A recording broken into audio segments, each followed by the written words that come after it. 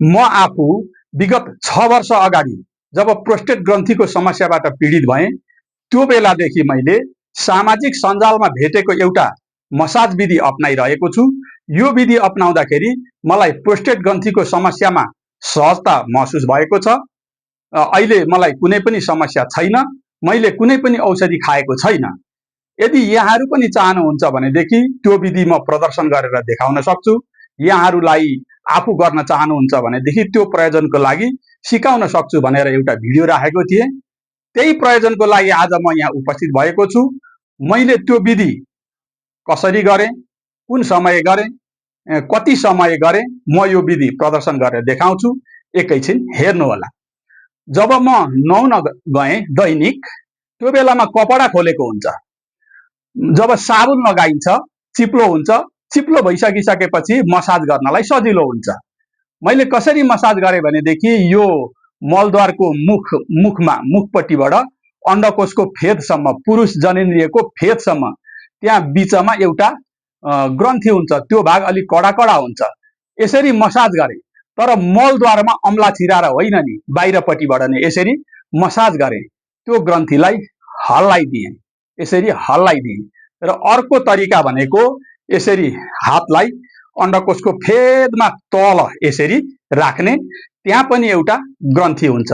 सायद त्यो urine pipe होला। त्यो युरिन पाइपलाई पनि मैले यसरी हल्लाइदिएँ, यसरी हल्लाइदिएँ, हल्का नदुख्ने गरी हल्लाइदिएँ। बस मैले यति गरेँ।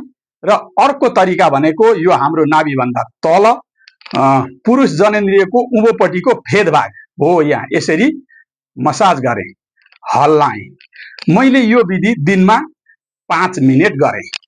बस समग्रमा भन्नुपर्दाखेरि यो हाम्रो अण्डकोशको वरिपरिको भागमा मैले दैनिक 5 मिनेट मसाज गरेँ।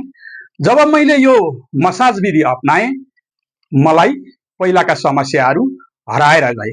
7 दिनमा सुधार भयो। मलाई हुन्थ्यो के भनेदेखि पिसाबको फ्लो सानो हुने, त्यो पनि फ्लो बढेर गयो। पिसाब ननिक्लिने समस्या हुन्थ्यो, पिसाब पनि निख्रिन थाल्यो। युरिन ट्र्याकमा हल्का दुखेको जस्तो हुन्थ्यो, पोलेको जस्तो हुन्थ्यो, त्यो समस्या पनि कम भयो।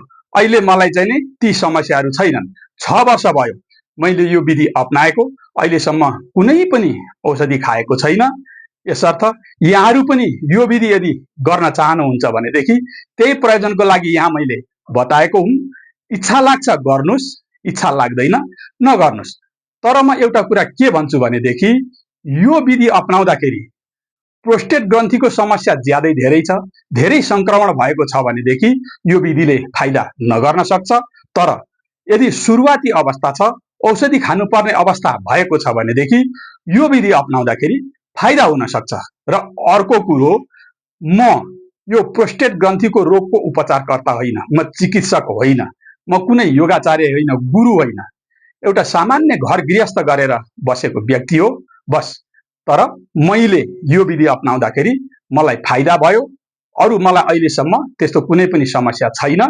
मेरो सुरुमा प्रोस्टेट ग्रन्थीको साइज 43.9 थियो। प्री भ्वाइड मेरो युरिन ब्लाडरमा 492 ml युरिन बाँकी रहन्थ्यो। पोस्ट भ्वाइड 42 ml बाँकी रहन्थ्यो। तर जब मैले यो विधि अपनाएँ, मैले गत वर्ष अल्ट्रासाउन्ड गर्दाखेरि मेरो प्रोस्टेट ग्रन्थीको साइज 35 ग्राम देखियो। प्री भ्वाइड त 492 ml नै युरिन थियो।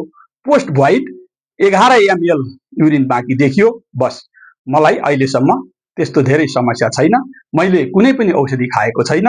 हजुरहरू यो विधि गर्न सक्नुहुन्छ चाहनुहुन्छ भनेदेखि। यदि चाहनुहुन्न भने नगर्दा पनि हुन्छ। मैले यो विधि प्रदर्शन गरेर देखाएँ। हस्, धन्यवाद।